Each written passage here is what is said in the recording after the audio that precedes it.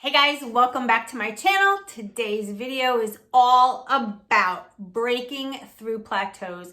And I have some really good tips. I would call them my top 5 that I know about, and I don't always implement them in my own life, but I have been starting to, and it's definitely been making a difference. So I just wanted to share that information with you. So if you want to know how to break through a plateau, especially on Optavia, use this for any plan really, but especially on Optavia, just keep watching.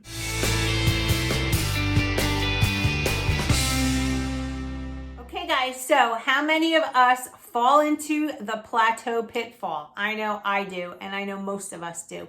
We do so well when we start a plan, we're excited, we purchase whatever we're gonna do, right? The fuelings, or if you're on another plan, you might purchase everything and get your house all ready to go. You have your fuelings set out too in a cabinet, in an over-the-door shoe holder. You know the drill, because that's what I do.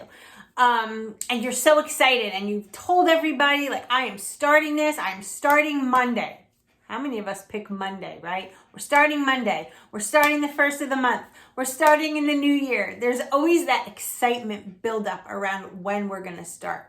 And then the first day goes by and you're like, this is cake, because your body is still running off of sugar. It's still in that, you haven't lost anything yet, but you're gung-ho, and you're not feeling maybe the decrease in calories. You're not feeling the little bit of a headache that you're going to go through when you start to release your body of sugar.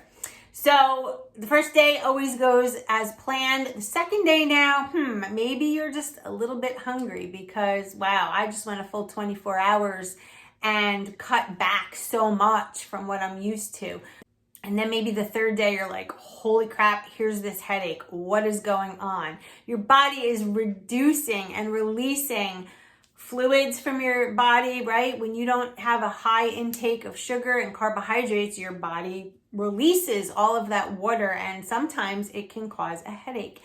And not only that, when you're not intaking the sugar, you get that headache. It's your body's way of like saying, go get something carby and I need to eat it. But we try to resist all of that because, again, we just spent maybe $350 on a month worth of food, and we are sticking to it. I am adamant. And then the next day comes, and the next day comes. And now some people, you can fall into either category. Some people do great, and they're just so excited because already they've lost a couple of pounds. Other people are like, I hate the way I feel. I'm tired. I'm moody. I'm hungry. Those two categories really is what sets a lot of people apart, whether they're going to be successful on plan or not. The ones that are tried and true, that stick by it, and they're like, damn it, I'm doing this time. They get so excited because the weight loss happens. It's like magic, right? You went from maybe 4,500 calories a day. Now you're down to like 1,200 calories a day. Of course, you're going to lose weight. But then what happens is your body may be like, okay, survival mode is kind of kicking in here, because even though we know that restricting some calories and following a diet plan is not going to kill you, the brain that we have that is hardwired from way back from like ancestors, that brain doesn't know that you're not living in a cave and you're in a famine. It doesn't know that. It doesn't know that at any given moment you can walk to your refrigerator and pull out a slice of pizza, right? So what happens? Your metabolism slows down, because if you just continue burning off those calories and you're not taking in as many as you were, you're going to starve to death. So the body slows down the metabolism. It makes you cranky. It makes you moody. Why? It wants you to seek out that food. So there's a lot that goes into a plateau. There's a lot that goes into dieting mentally. And even though Optavia is a wonderful plan to enable weight loss, it also is a struggle for a lot of people because we're so hardwired. So I'm going to get into some tips when you fall into that plateau. These are some of the things, and I have everything written down in my notebook here that I want to talk about. But I'm going to give you probably my top 5, 6, 7, something within that thing. So the first thing that you'll learn on Optavia, especially if you have a health coach, if you read the book by Dr. A, if you do your research. One of the biggest things is the tracking. And when I say tracking, I mean weighing and measuring. We are instructed to pick a lean protein from a category, whether it has hardly any fat in it would give you 7 ounces. Something that has moderate fat would be 6 ounces, and some that's like more on the heavy fatty side, that's a 5 ounce. If you eyeball it, how do you really know what you're getting? How do you truly know? You don't. So you have to invest in a food scale. You can't eyeball it, and you can't stuff it into a measuring cup. You have to weigh out your ounces. So important. Let's piggyback on that. Another thing that a lot of people don't do is weigh out their vegetables. Why not?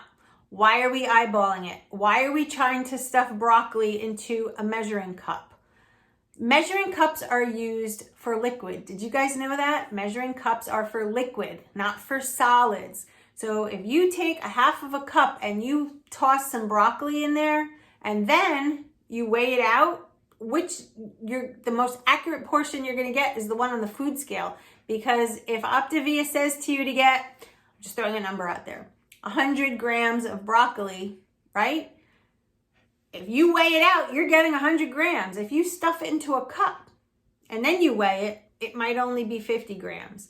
So please buy a food scale. They come in all different price ranges, from top of the line expensive to a couple bucks.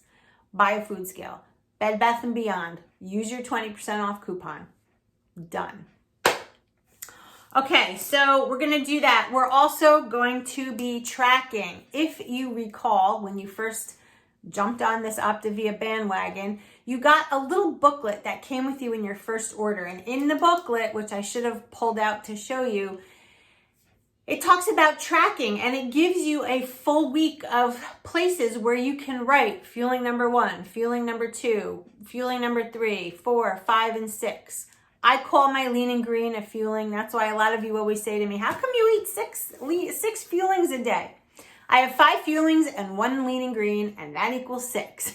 So sorry that my terminology is not the most accurate, but we eat 6 times a day.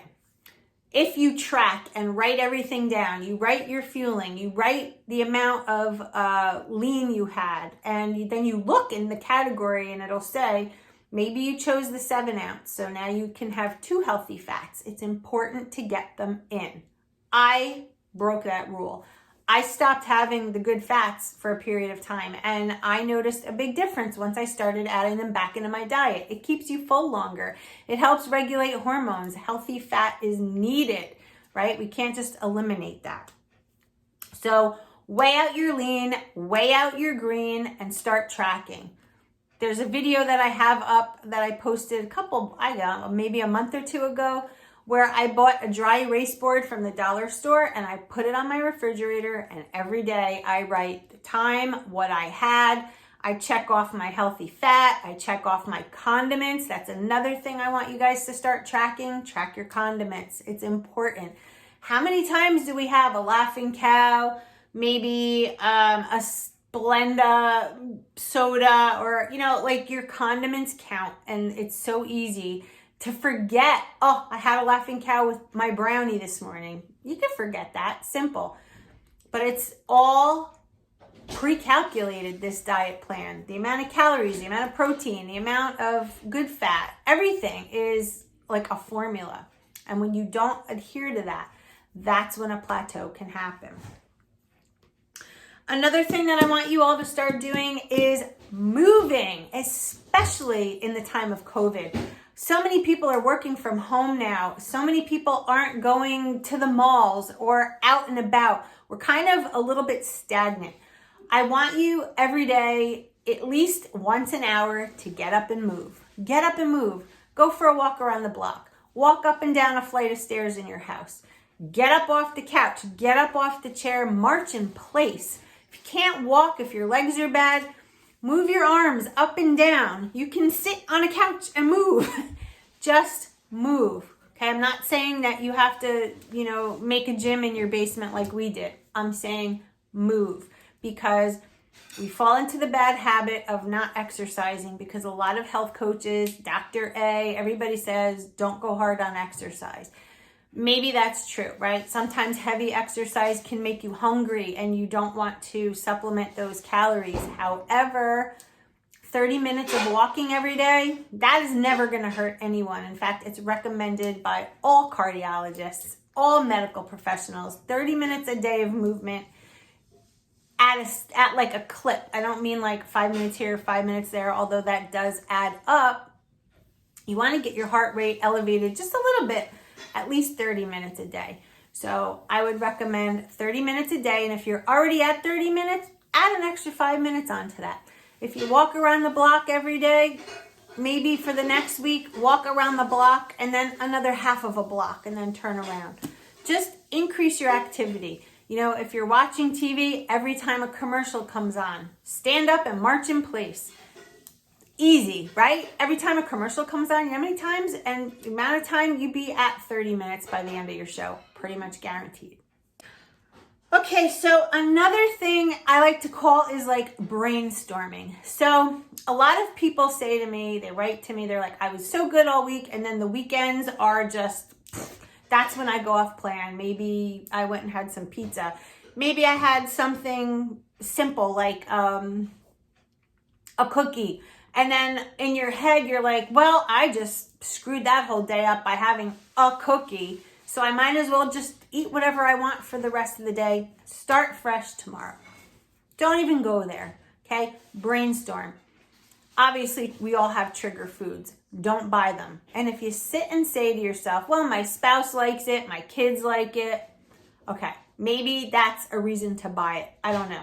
But truth be told, don't put it in your eye view, because we are hardwired to eat what we see, plain and simple. I'll give you a for instance. You're sitting there watching TV and a Wendy's commercial comes on, and then maybe a little while later a Krispy Kreme commercial comes on, and then a little while later some other kind of food commercial comes on. By the end of that show, I guarantee you, you're going to be in your kitchen. You're thinking about food. You're like, I really could go for this. It's like subliminal. We're hardwired that way. Because again, going back to ancestors, it was like hunt and gather. And you had to eat what you found, because who knew what would happen around the next corner? You might not have food for the next few days. So let's just say like a hunter came in with a whole basket of fish for like the tribe. Nobody's going to be like, I'm not in the mood for fish today. You'd eat the fish. And if you didn't, I'm not in the mood for like antelope today. Sorry, I'm not going to eat it. A couple days later, you'd be an idiot because you'd be starving, because maybe there was no more protein. Maybe there was no more food. So we learned very early on to eat what we see, what is presented to us. Why do you think buffets are so successful?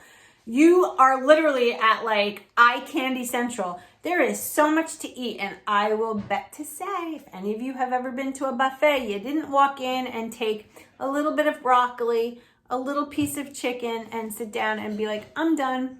No! You stuff your plate. You walk over to your table carrying like multiple plates, and they're heavy, and they're like, you're trying everything and everything and everything, because it's in front of you and available. So when you go to the store and you say, my kids love ice cream, maybe buy the ice cream for your kids. Maybe don't. Maybe start them on a healthy journey. But put it way back in the freezer. Put broccoli in front of it. Put it out of sight, out of mind. This way, if your kids want some ice cream, if they're old enough, they can get it on their own. If not, maybe your spouse can help you get it. But it's not like you open the freezer and it's like Ben and Jerry's like, hi, Lori, come and eat me. It's not doing that. You have to do strategic planning. If you keep a box of graham crackers in your pantry and you open it up and there it is, guarantee you at some point in the next few days, that is going to be calling your name. And willpower or not, I don't know how much I believe in willpower. I think it's more of a commitment. Sometimes we fail. Sometimes we take that bite. And it shouldn't necessarily be like a punishment. Like you're so bad that you couldn't stay on track. Please.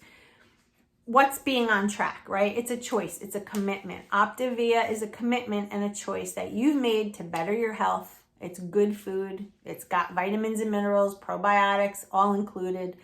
You're eating healthy. So if you do decide to eat something off plan, if it's a choice that you've made or if it's something calling your name and you dive into it, stick with that one thing and don't go off track for the rest of the day. Don't add another 1,000 calories to your day. I mean, one cookie could be like 120, 200 calories. Leave it at that, right? Leave it at that.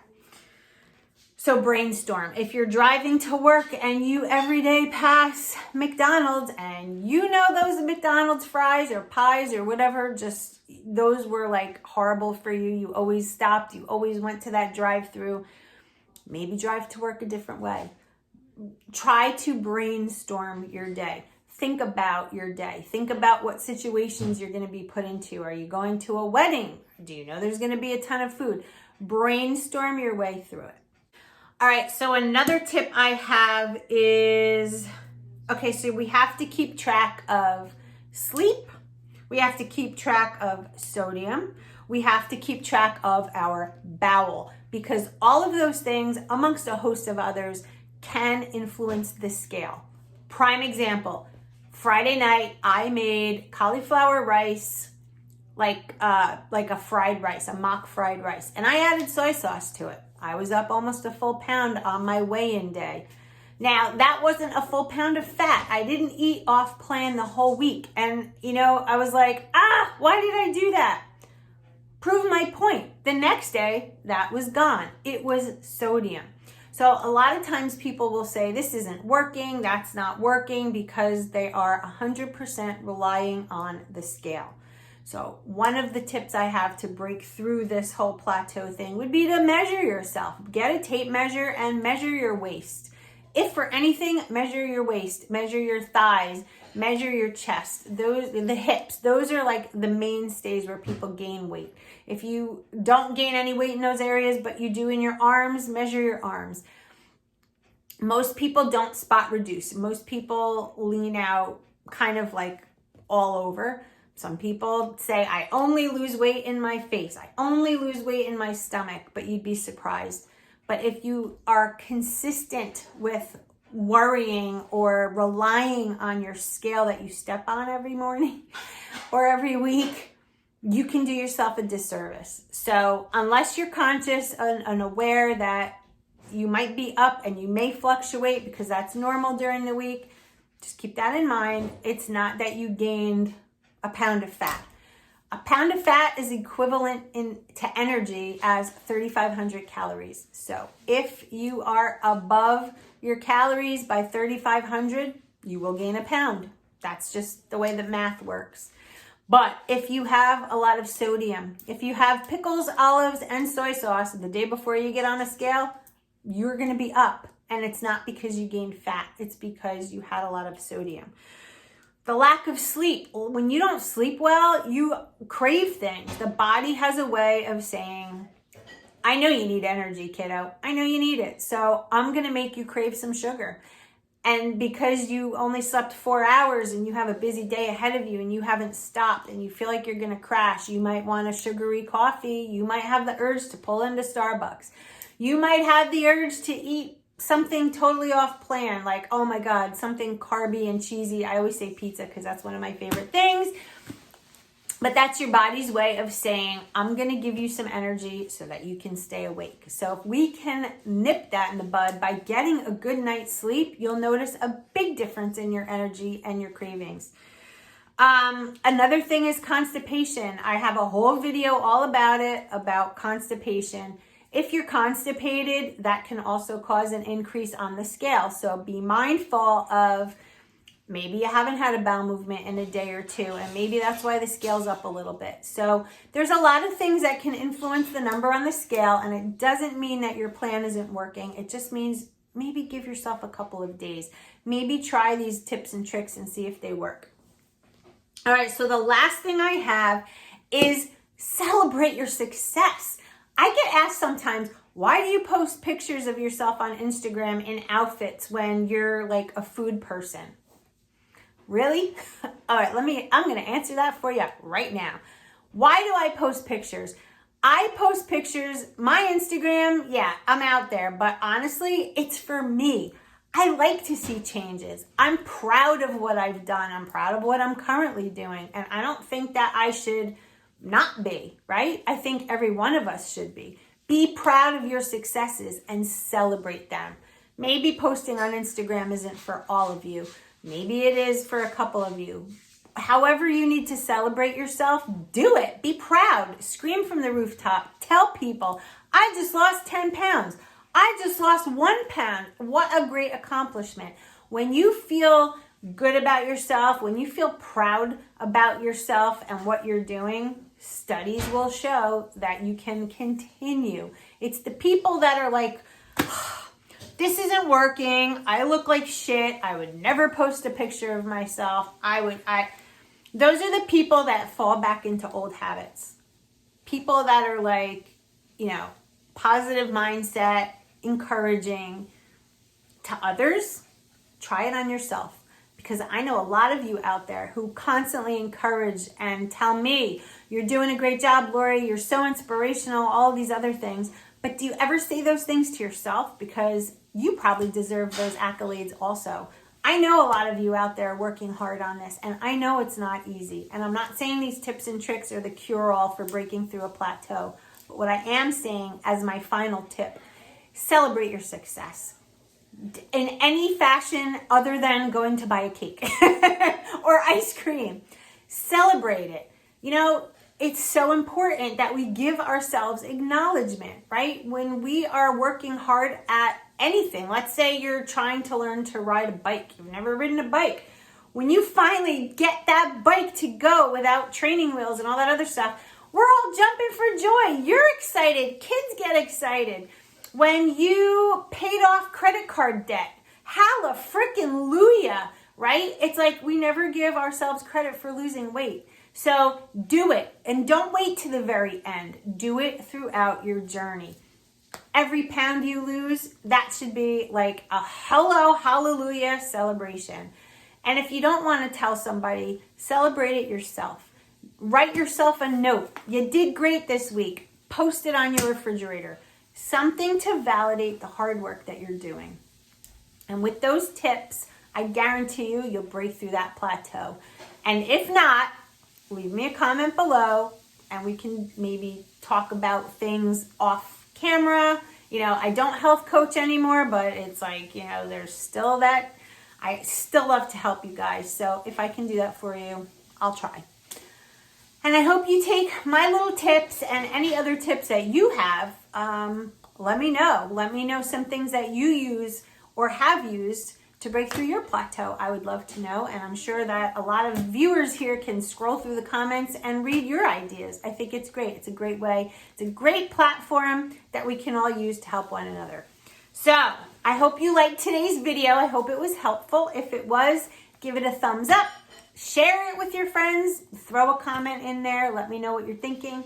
And I will see you all in my next video. And remember, as always, guys, we can do this. Yes, we can, as long as we do it together. Have a great day. Bye, guys.